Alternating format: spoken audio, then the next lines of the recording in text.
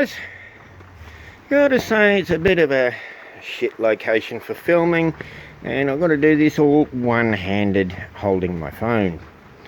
But we have a look here. Yeah. Get in there. We have the Kenwood Chef mixer. Now, this particular one appears to be from around about the 1970s. Now, there's another one that's very, very similar. It's actually identical as far as the top casing goes, the side and bottom casing. The controller's blue. This section along the base here is also blue plastic. The rest of the machine itself is all cast aluminium. Has a universal motor in it, which is also rated for DC use as well. Nice original plastic bowl. And there we go, we'll lock him up. These attachments for them, it doesn't matter which machine the attachment comes off, it will go into any Kenwood Chef mixer. It doesn't matter if the thing was made 60 years ago or 6 days ago. Now, all sorts of bits and pieces for it. Got a little food processor attachment or slicer. We have the mincer attachment. Now, the mincer attachment, if I can get the cat out of the way. Go on, Cridey, hop out.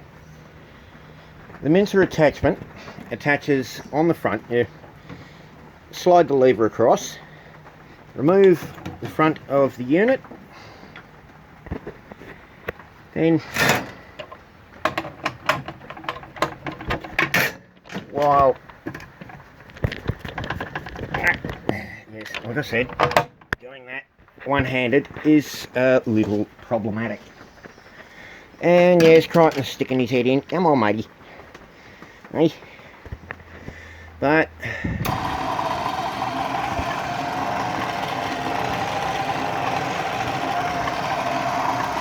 low speed. The mincer is running off the front shaft on this, but when you remove the back plate, you have the attachment for the blender. Now, obvious reasons why I'm not going to stick that in while it's running. But actually, I'll take that back out because we've got the blender,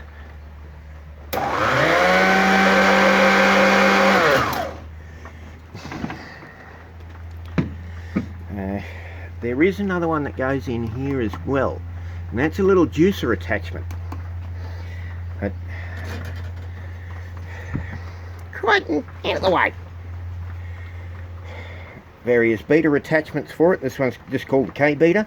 Also got a dough hook that's kicking around as part of a set from another machine.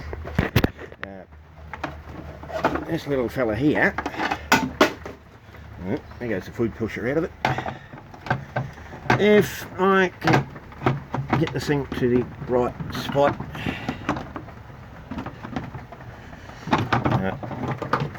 Wrong angle there for that, but that's alright.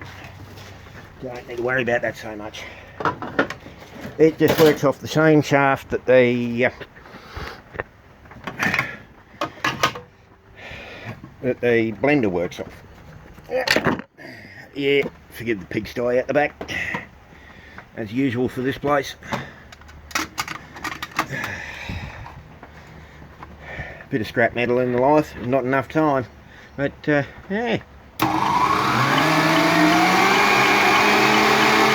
as you can hear, it's a bit loud, but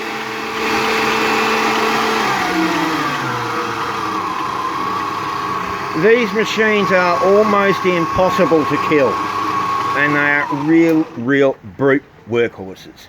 But anyway, guys, I hope you like a look at a nice, well, 40, nearly 50-year-old mixer. Wow. And a kitty cat. Hey, Clyde. Oh, I've got another pussy cat up there.